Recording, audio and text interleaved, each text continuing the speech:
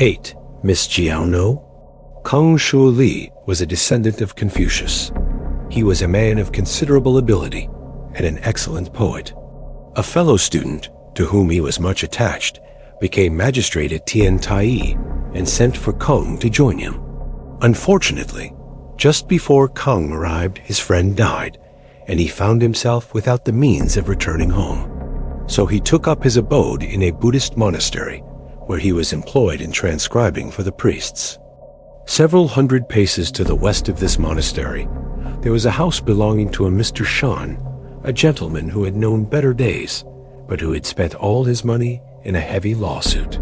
And then, as his family was a small one, had gone away to live in the country and left his house vacant. One day there was a heavy fall of snow which kept visitors away from the monastery, and Kung, finding it dull, went out. As he was passing by the door of the house above mentioned, a young man of very elegant appearance came forth, who, the moment he saw Kung, ran up to him and with a bow entered into conversation, asking him to be pleased to walk in. Kung was much taken with the young man and followed him inside.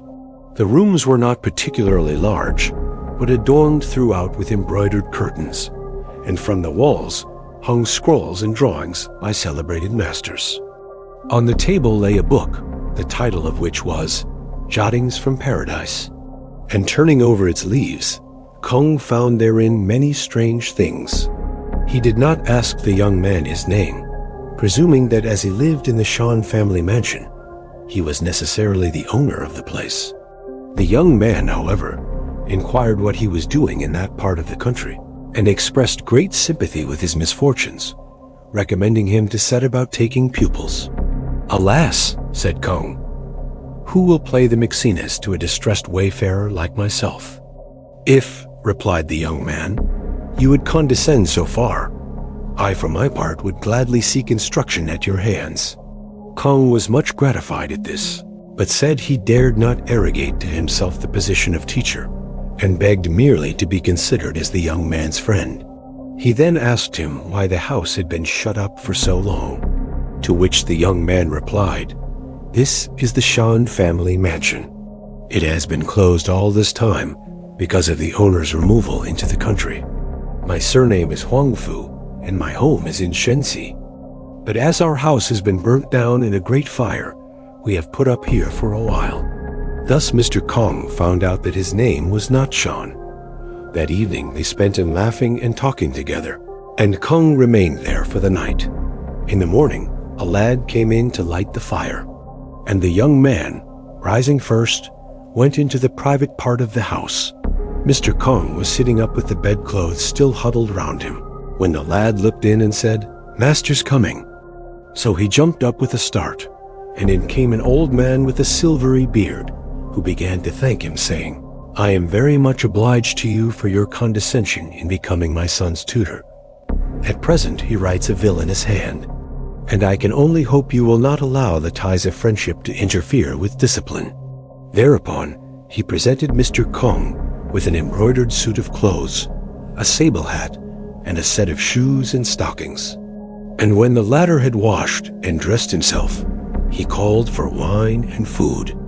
Keung could not make out what the valances of the chairs and tables were made of. They were so very bright-colored and dazzling. By and by, when the wine had circulated several times, the old gentleman picked up his walking stick and took his leave.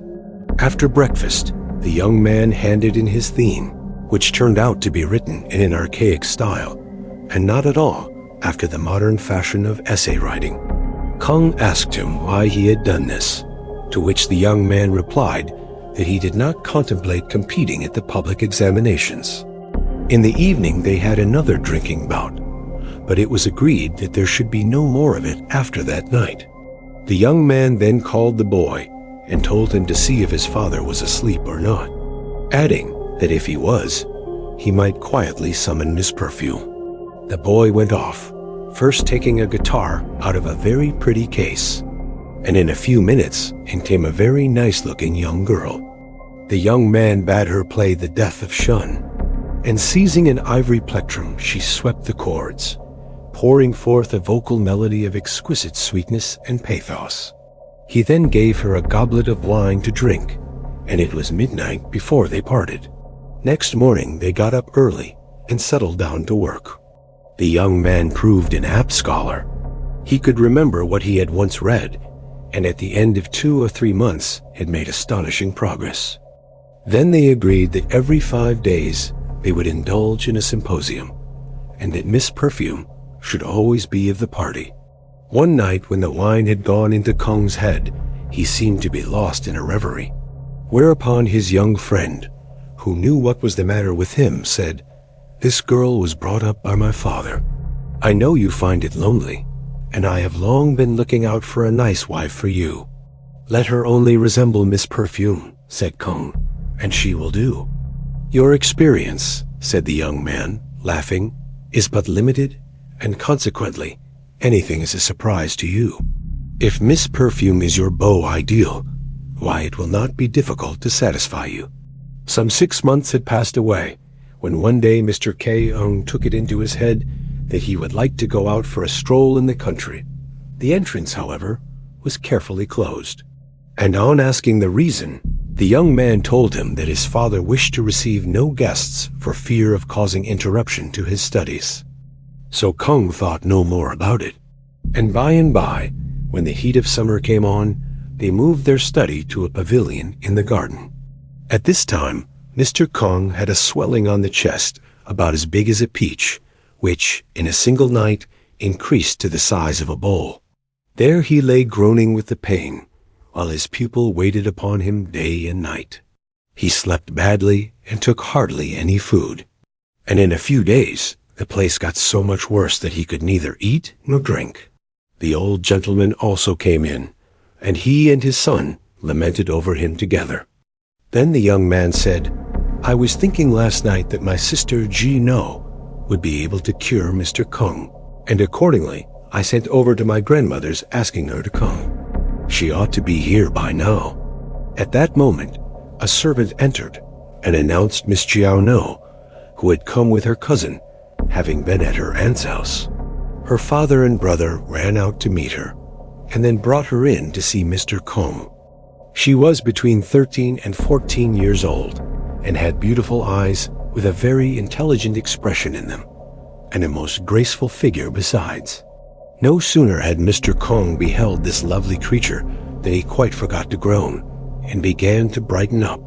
Meanwhile, the young man was saying, "This respected friend of mine is the same to me as a brother. Try, sister, to cure him." Miss CHIAO-NO immediately dismissed her blushes, and rolling up her long sleeves, approached the bed to feel his pulse. As she was grasping his wrist, Kong became conscious of a perfume more delicate than that of the epidendrum. And then she laughed, saying, "This illness was to be expected, for the heart is touched. Though it is severe, a cure can be effected. But as there is already a swelling, not without using the knife."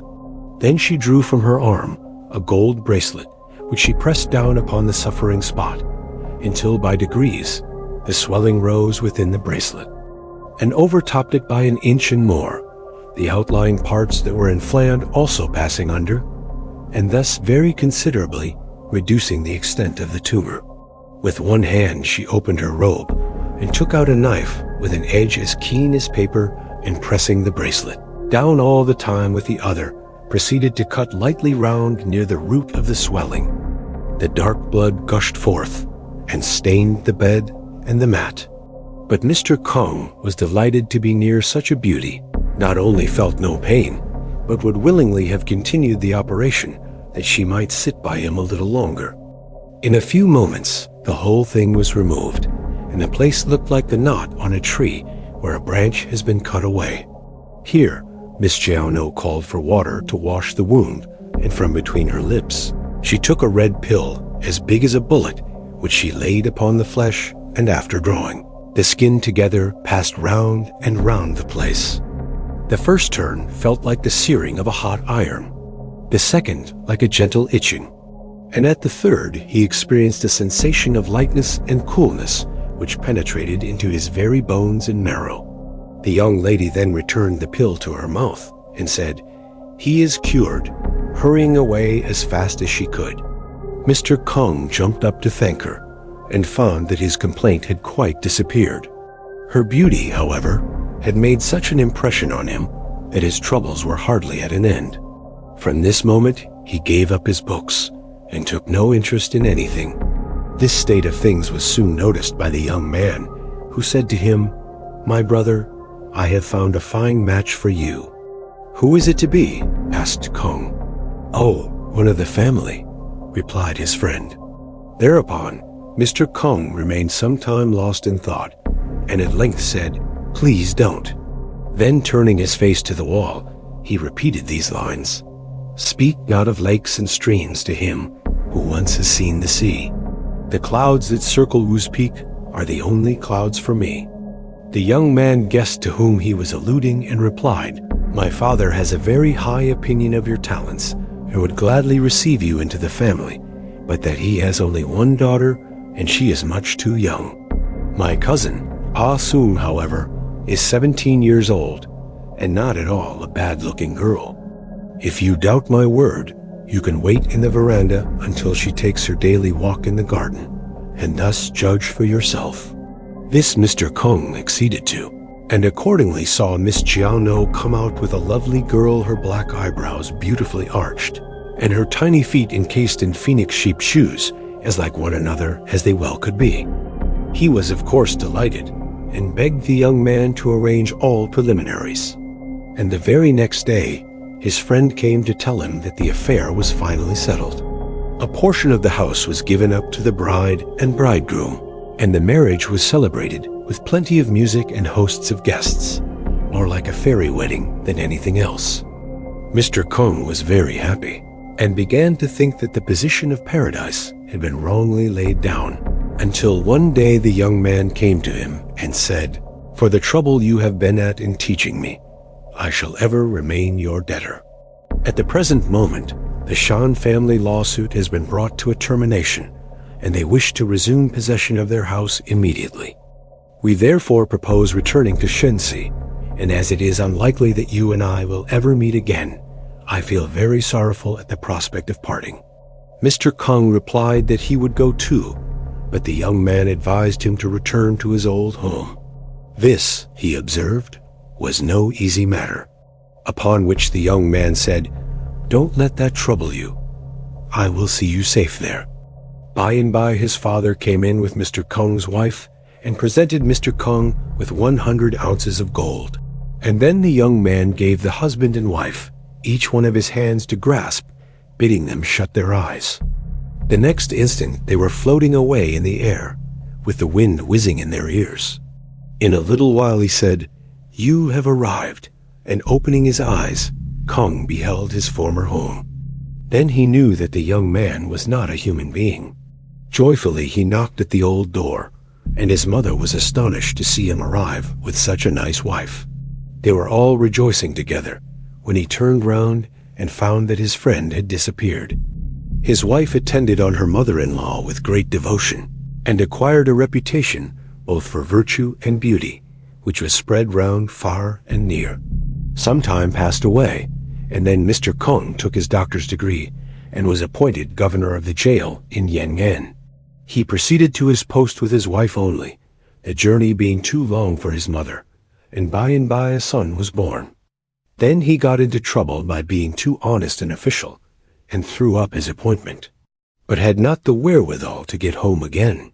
One day when out hunting, he met a handsome young man riding on a nice horse, and seeing that he was staring very hard, looked closely at him. It was young Huang Fu. So they drew bridle, and fell to laughing and crying by turns, along with him. They rode on together until they had reached a village thickly shaded with trees, so that the sun and sky were invisible overhead, and entered into a most elaborately decorated mansion. Kong asked after Miss CHIAO-NO, and heard that she was married. Also that his own mother-in-law was dead, at which tidings he was greatly moved. Next day he went back and returned again with his wife. CHIAO-NO also joined them, and taking up Kongzi's child played with it, saying, "Your mother played as truant." Mr. Kong did not forget to thank her for her former kindness to him, to which she replied, "You're a great man now. Though the wound has healed, haven't you forgotten the pain yet?" Her husband, too, came to pay his respects, returning with her on the following morning. One day, the young Huang Fu seemed troubled in spirit and said to Mr. Kong, "A great calamity is impending. Can you help us?" Mr. Kong did not know what he was alluding to, but readily promised his assistance. The young man then ran out and summoned the whole family to worship in the ancestral hall, at which Mr. Kong was alarmed and asked what it all meant. "You know," answered the young man, "I am not a man but a fox. Today we shall be attacked by thunder, and if only you will aid us in our trouble, we may still hope to escape. If you are unwilling, take your child and go, that you may not be involved with us." Mr. Kong protested he would live or die with them, and so the young man placed him with a sword at the door, bidding him remain quiet there in spite of all the thunder. He did as he was told, and soon saw black clouds obscuring the light until it was all as dark as pitch. Looking round, he could see that the house had disappeared, and that its place was occupied by a huge mound and a bottomless pit. In the midst of his terror, a fearful peal was heard which shook the very hills, accompanied by a violent wind and driving rain. Old trees were torn up, and Mr. Kong became both dazed and deaf.